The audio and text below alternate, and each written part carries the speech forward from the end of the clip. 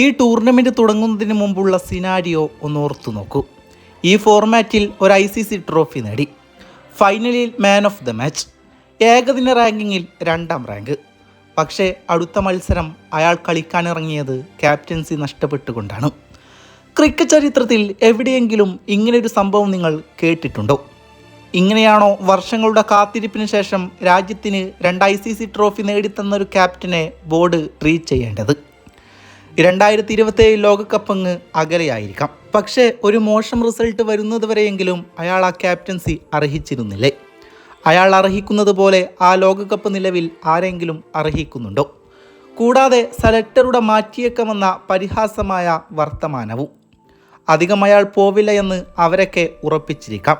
Match practice തീരെ ഇല്ലാത്തത് കൊണ്ട് ഓസ്ട്രേലിയൻ കണ്ടീഷനിൽ അയാൾ വീഴുമെന്നും ആ ഒരു കാരണം കൊണ്ട് മാറ്റണമെന്നും കരുതിയിരിക്കാം.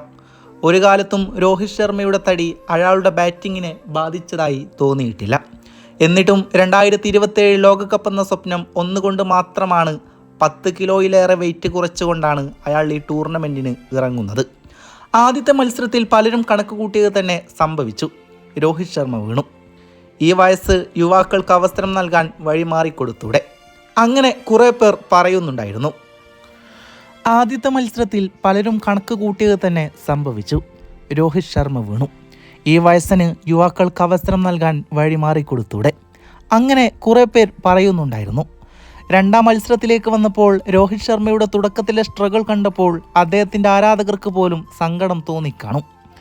മാച്ച് പ്രാക്ടീസിൻ്റെ കുറവ് നല്ല പോലെ വ്യക്തമായ തുടക്കമായിരുന്നു. എന്നാൽ പതിയെ പതിയെ കളി മെച്ചപ്പെട്ടു വന്നു. ഒരു ഫ്ലോയിലേക്ക് വരുമെന്ന് തോന്നിയപ്പോൾ പുറത്താവുകയും ചെയ്തു. എന്നിരുന്നാലും 73 റൺസാണ് അയാൾ എടുത്തത്.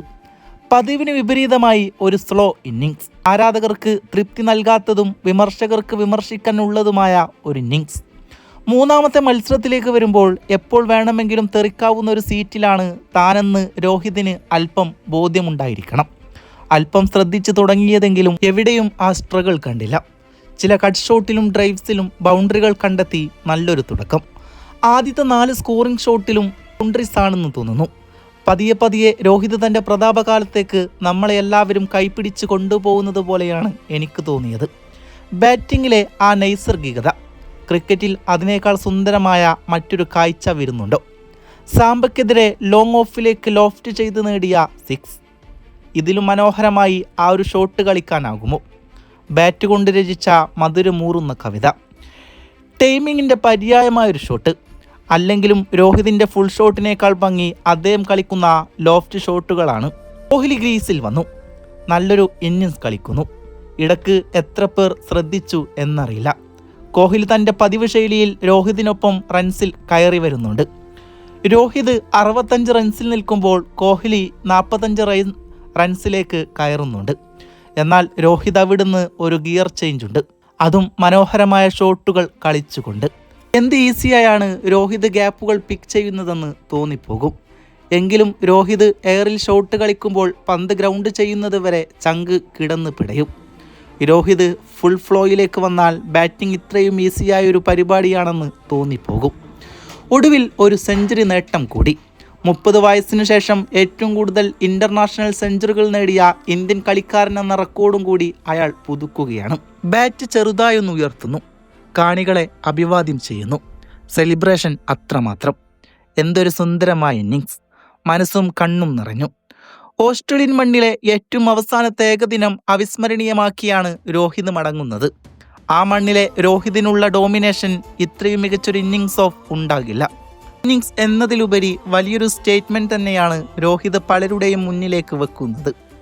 ഇന്ത്യൻ ബാറ്റിംഗ് നിരയിൽ നിലവിൽ തന്നേക്കാൾ മികച്ചവൻ ആരുമില്ല എന്ന്. 2027 ലോകകപ്പ് കളിക്കാൻ ഏതറ്റം വരെയും പോകും. അയാളത് ഒരുപാട് ആഗ്രഹിക്കുന്നു, അതിനേക്കാൾ ഏറെ അർഹിക്കുന്നു. രോഹിത് ഇവിടെ യാചിക്കുകയല്ല, ചോദിക്കുകയാണ്. കുറിക്കുകൊള്ളുന്ന ഒരു ചോദ്യം. രോഹിത് ശർമ്മ വീഴുന്നതിനു വേണ്ടി ഒരുപാട് പേര് കാത്തിരിക്കുന്നുണ്ടെന്നറിയാം. എന്നാൽ അതിലും എത്രയോ ഇരട്ടി പേർ അയാളുടെ ഉയർത്തെഴുന്നേൽപ്പിനായി കാത്തിരിക്കുന്നുണ്ട്. കാരണം കരിയറിലുടനീളം രോഹിത് ശർമ്മ തൻ്റെ ആരാധകരെ പഠിപ്പിച്ച ഒരു പാഠമുണ്ട്. ഒരു വീഴ്ചയുണ്ടെങ്കിൽ തീർച്ചയായും അതിന് ഒരു ഉയർത്തെഴുന്നേൽപ്പുമുണ്ട്. ഇന്ത്യക്കെതിരെ ഒരു ഏകദിന പരമ്പര വൈറ്റ് വാഷ് ചെയ്തിട്ടില്ലാത്ത ഓസ്ട്രേലിയ സ്റ്റാർക്കിനും ഹെസൻവുഡിനും വിശ്രമം നൽകാതെയാണ് വരുന്നത്.